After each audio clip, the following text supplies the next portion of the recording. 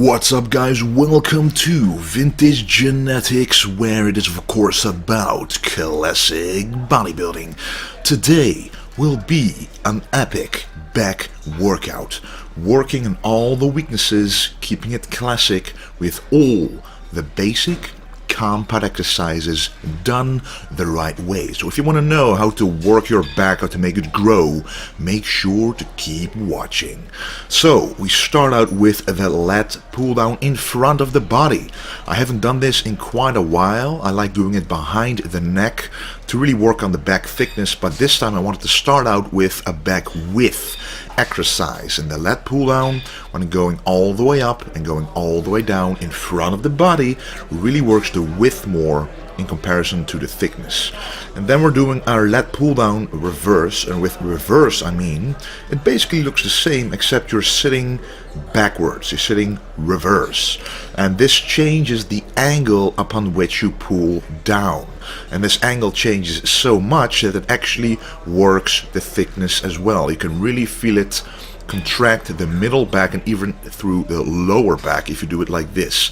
It really depends on the machine that you have, but usually when you sit backwards the feeling is very different. So trust me, try this out. However, the main difference is that you don't have any leg support holding you down. So when doing this exercise, I'd recommend at least doing one exercise beforehand so you're already kind of fatigued, because if you're doing a very heavy weight you will only be pulling yourself up instead of pulling the weight down. So remind that when doing an exercise like this. Then after doing the pull down exercises, it is time for the rowing exercises.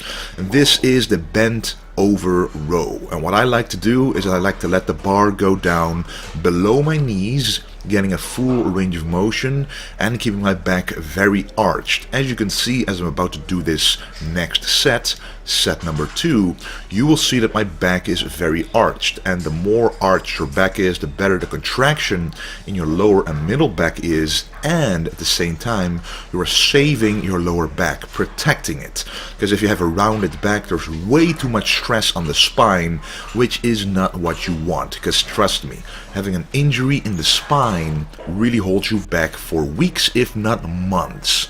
I have been there doing way too heavy squats without keeping my back arched enough.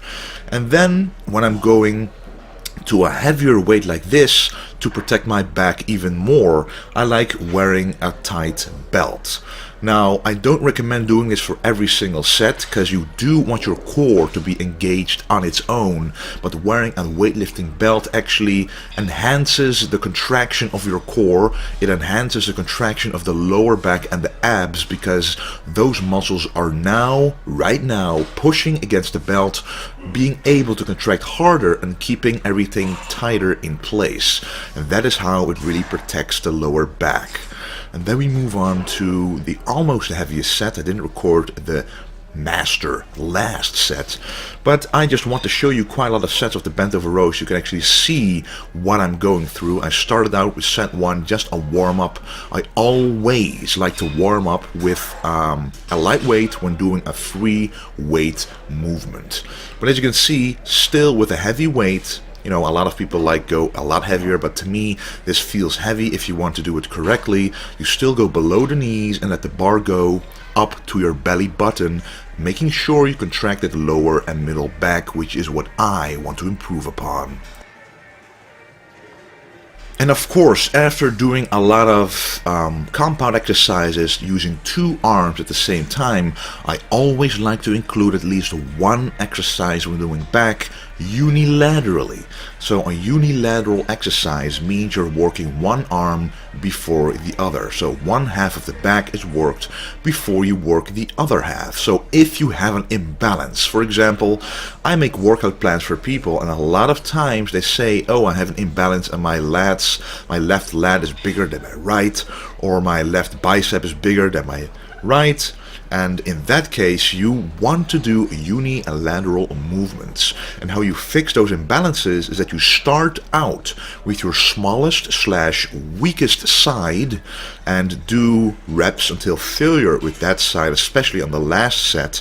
So for example, you can do 12 reps with your weakest side, your left side, and then you move on to the right and stronger side. You can easily do 12 reps and even more, but you stop at the amount of reps that your left side did. And this way, the weaker side did more effort than the stronger side, and the imbalance will slowly go away. That doesn't happen overnight, but it slowly will happen. And this exercise, I'm really trying to utilize a full range of motion, so stretching the lats out as far as possible, actually making sure that I include the width a little bit as well. And when contracting, I move my upper body so that I'll be able to contract even deeper into the lower back, and that is the benefit of doing unilateral movements as well. And of course, you guys, I always like ending with a pull over exercise for the back. Normally I would be doing dumbbell pullovers, but this time I really felt like doing rope pullovers because of the superior contraction that you get doing this exercise. A lot of people ask me, how do you do the dumbbell pullover? I cannot really feel it in my back. For those people, I recommend starting with a cable pullover with a rope like this. It automatically forces you to contract the back, and you can really get a better mind-muscle connection using this exercise. Because the main reason people don't feel it is you cannot use your arms. Your arms are literally just stuck, and they are only moving at the joint of the shoulder, and you're not using your biceps. Because if you're using the biceps to really pull and row a weight, you basically automatically contract your back. But with this exercise, you are forced to only use your back as the point of contraction, not your biceps. So it's a more difficult exercise to master, which is why if you have trouble doing the dumbbell pullover, try doing a cable pullover first. And then after doing 5 back exercises, we move on to the biceps. Of course, we cannot miss doing the biceps. Now, if you guys follow me for a longer time, you know that my biceps are a strong point compared to my triceps. So I'm only going to do 2 exercises today instead of 3. A lot of people find it difficult to stop working the strong points as much. But if you keep working your strong points as much as your weak points, then you will never fix that imbalance. So I just have to swallow my pride, work the biceps a little less, work the triceps a little more, and make sure that I first make my arms look proportionate before moving on to working the biceps and triceps the same again. That is what classic bodybuilding is all about.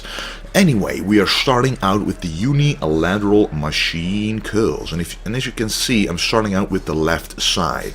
My left bicep is a little smaller compared to my right. It is not that noticeable, but to me it is. Every single millimeter needs to be addressed.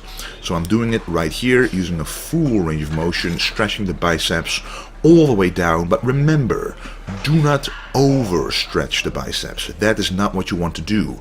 You want to stretch the biceps until you feel a nice pull, and then go straight back up, not too explosively, because if you do it explosively you might actually injure your biceps, because there's a lot of tension being pulled all of a sudden, and you don't want that.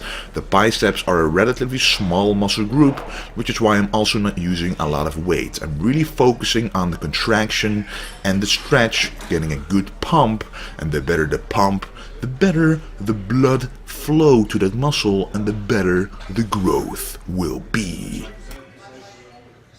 And I have to say, this still remains one of my absolute favorite exercises for the biceps. The close grip preacher easy curl.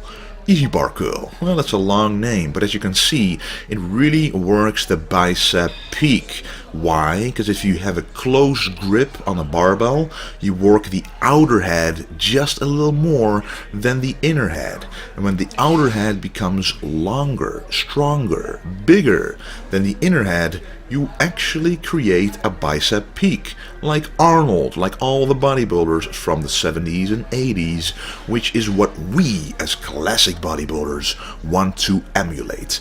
So you don't want to use a very heavy weight again, because because otherwise you cannot contract the biceps properly. You want to be able to focus on that contraction, because it's in that contraction phase that the peak is being created, is being sculpted. Remember, we are not powerlifters, we are sculptors in the gym, adding on mass exactly where we want it. So full range of motion, go all the way down, go all the way up until you feel a full contraction, and if you don't feel it, lower the weight.